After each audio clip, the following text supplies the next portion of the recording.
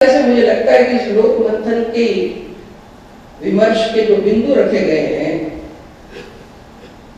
वे इन सारी बातों को समेटे हुए हैं। हमारा राष्ट्र क्या है और हमारी राष्ट्र की संकल्पना क्या है, उपनिवेशवाद से बनी हुई मानसिकता क्या है, उसको परिवर्तन के तरीके क्या हैं, नवोदारवाद और भूमंडलीकरण के जो परिणाम हो रहे हैं उसका समाधान क्या है, भिन्न भिन्न अस्मिताओं की जागृति और उसके कारण से राष्ट्र की अखंडता के सामने, समाज की एकता के सामने प्रश्न खड़े हो रहे हैं। और इन सब बातों में सकारात्मक दिशा के अंदर साहित्य, संगीत, कला, मीडिया, इन सब की भूमिका क्या हो सकती है, मुझे लगता है कि बहुत व्यापक फलक है। एक एक विषय कई कई दिन चर्चा मांगता है और इससे इस बीज वक्तव्य में पुस्तक में जैसे अनुक्रमणिका रहती है ऐसे ही कुछ संकेतात्मक बात रखने का मैं प्रयत्न करूंगा।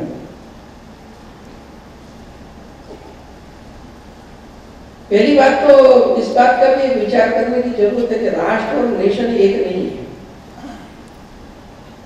शब्दों के पर्यायवाची प्रयोग होते हैं लेकिन शब्द केवल शब्द नहीं होता है। हर शब्द अपने पीछे एक परंपरा, एक इतिहास और एक विश्व दृष्टि लिए हुए होता है। राष्ट्र प्रबल होना ये पश्चिम में कहेंगे तो एक वहां का वर्ल्ड व्यू अलग है, वहां की दृष्टि अलग है और इसलिए उसमें से जो राष्ट्र नेशन खड़ा होगा दुनिया को उसको वैसा अनुभव आएगा। हमारे यहाँ पर जब राष्ट्र कहा तो हमारे यहाँ का वर्ल्ड व्यू क्या है, हमारे यहाँ पे राष्ट्र का विकास किस परंपरा में से हुआ, उन्होंने उसको कैसे गढ़ा, तो दुनिया को उसको ऐसा अनुभव आएगा। और इसलिए ये दोनों अनुभव सैद्धांतिक चर्चा के विषय नहीं, दुनिया ने अनुभव किए हैं। पश्चिम के साम्राज्य मजबूत हुए, राष्ट्र प्रबल हुए, नेशन वहां का प्रबल हुआ तो दुनिया में गए। तो दुनिया का क्या अनुभव है, एक ही अनुभव है, जहां गए वहां के समाजों को जड़मूल से समाप्त किया, वो अमेरिका हो, ऑस्ट्रेलिया हो, अफ्रीका हो, कोई सा देश हो, वहां के संसाधन थे उनका शोषण किया। अगर वो पूरी तरह समाप्त नहीं कर सकते थे तो जितना तोड़ मरोड़ और विकृत कर सकते हैं वह किया, जैसा हमारे यहां हुआ। एक ही कहानी है। भारत के लोग भी एक समय में चारों ओर गए, दुनिया को उसका क्या अनुभव है। तो कौंडिन्य से लेकर के और बाद के कालखंड तक जो यहां के लोग गए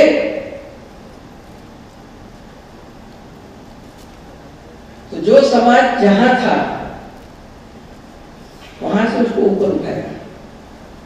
उन्हें खेती नहीं आती थी, खेती सिखाई, नग्न रहते थे तो कपड़ा बुनना सिखाया, संस्कार दिए, जीवन मूल्य दिए, उनके अपनी विशेषता को रखते हुए और उत्थान के प्रयत्न किए। ये दो अनुभव दुनिया ने देखे हैं और इसलिए 1893 में जब विवेकानंद जी अमेरिका गए थे तब उन्होंने यही कहा था कि मैं वहां से आया हूं जिसने इस दुनिया के किसी भी कोने में कोई भी प्रताड़ित हुआ तो उसे शरण दी। जब यहूदियों का मंदिर दिलाया गया, उनको विस्थापित किया गया तो हमारी यहां शरण मिली। जब अग्नि पूजक पारसियों को और इस्लाम के आक्रमण के बाद खदेड़ा गया तो उनको हमारे यहाँ पर शरण दी। और ये केवल विवेकानंद जी ने कहा पुराना अनुभव नहीं है, इजराइल जब 1948 में बना, उसके बाद इजरायली कॉन्सुलेट ने एक पुस्तक निकाली थी, इंडियन जू। उसकी प्रीफेस में उसने कहा कि इजराइल बनने के बाद दुनिया के यहूदियों को आह्वान किया कि अपने देश को बनाने के लिए आप आइए। तो 104 देशों से 1.5 मिलियन यहूदी आए, 104 देशों से। और वो लिखता है कि हर जगह से आए हुए यहूदी की एक ही कहानी है कि जहां वो रहा उसे सताया गया, प्रताड़ित किया गया, उसे द्वितीय नागरिक का दर्जा दिया गया, जेनोसाइड हुआ। और आगे वो लिखता है ओनली वन एक्सेप्शन, केवल एक अपवाद है, भारत, जहां इस दीर्घ काल के अंदर उन्हें प्रताड़ित नहीं किया, उन्हें सताया नहीं गया। ये कैसे संभव हुआ? और इसलिए मैंने कहा कि जब हम कहते हैं कि राष्ट्र प्रबल करना है तो इस मूल बात को एक ध्यान रखना पड़ेगा।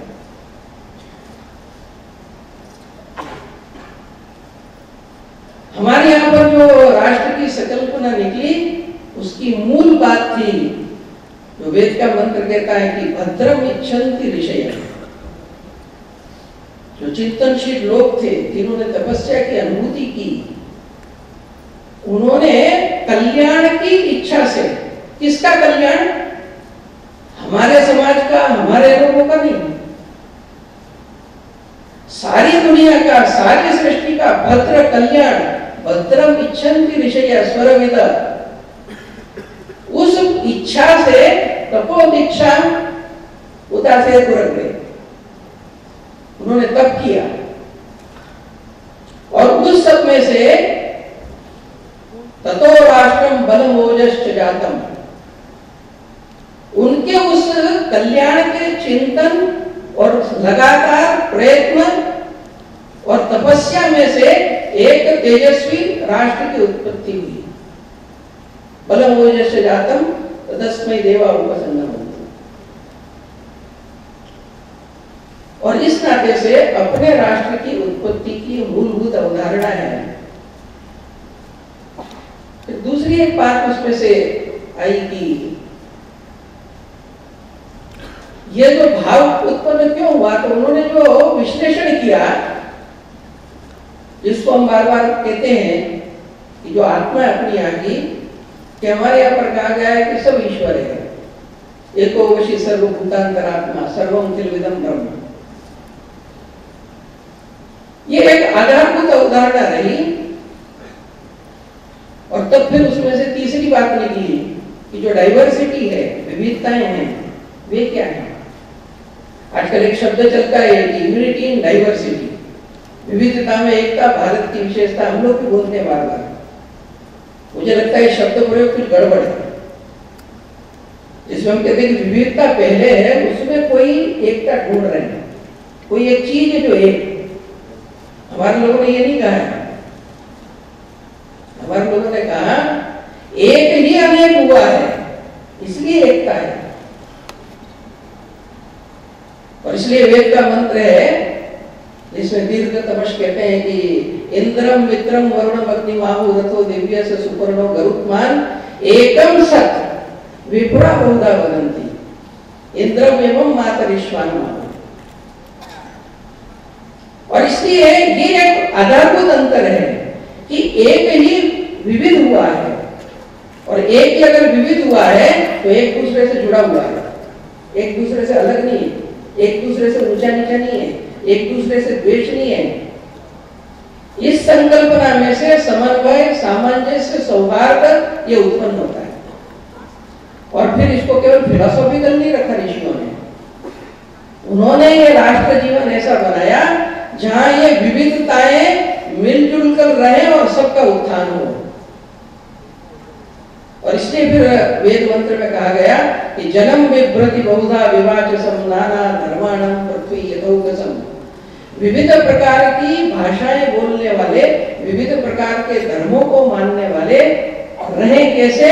जैसे एक घर में लोग रहते हैं, उस तरह से सबको रखने वाली ये पृथ्वी जो है। और फिर आगे क्या करें? तो सहस्त्रम धारा द्रविणस्य में दुहाम, ध्रुवेव धेनुर नपन फुरंती। गाय जैसे दूध देती है सबके उसके लिए, वैसे ये धरती जो है ये सहस्त्र धाराओं के अंदर उत्थान के लिए सबको दे। और इसको व्यवहार में लाने के लिए जो कॉन्सेप्ट दिया उन्होंने वो दिया परिवार। और इसलिए ये जो ढांचा बनाया हमारा वो फिलोसॉफिकल नहीं था केवल, उन्होंने उसको सिस्टमेटिक प्रस्तुत किया।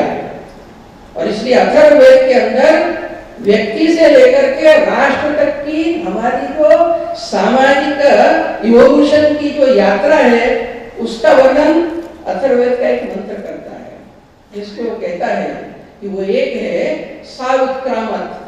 उसने आपका को इवोल्यूशन में डाला। सा गार्भत्य नक्रामत, सबसे पहले परिवार संस्था है, फिर परिवार संस्था विकसित हुई, कई परिवार मिले तो सा उत्क्रामत, सा आहवनीय नक्रामत यज्ञ संस्था है।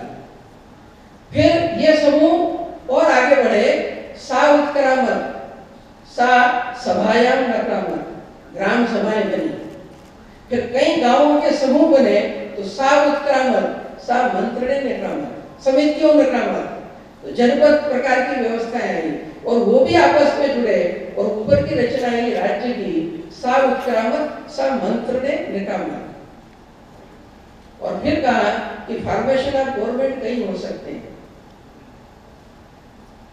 और इसलिए मंत्र पुष्पांजलि के मंत्र में वर्णन आता है, कहते हैं कि स्वस्ति श्री साम्राज्यम भोज्यम स्वराज्यम वैराज्यम पारमेष्ठम राज्यम समंत पर्यायसा अंतर अपराधा, सार्वभौम भी कहते हैं, सार्वज भी कहते हैं, लेकिन अंत में कहते हैं अंतर अपराधा पृथ्वी समुद्र पर्यंताया एक राष्ट्र।